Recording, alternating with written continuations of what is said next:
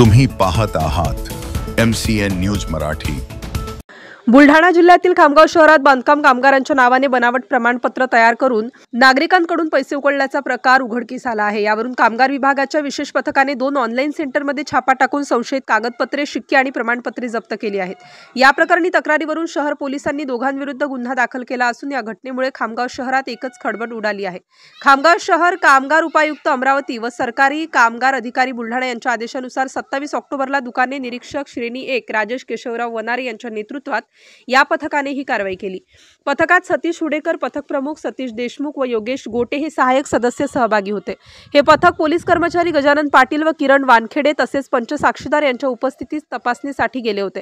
दरम्यान गेल्या काही दिवसांपासून असा प्रकार खामगावात घडत असल्याची चर्चा होती। अखेर गोपनीय माहिती काढत अनुषंगिक कारवाई करण्यात आली। तक्रारीवरून खामगाव शहर पोलिसांनी काशीद बेग, कलीम बेग राहणार तायडे कॉलनी, अजय रामदास गवई राहणार शंकरनगर यांच्या विरोधात भारतीय न्याय संहिता कलम 318(4), 336(3), 349 अन्वये गुन्हा दाखल केला।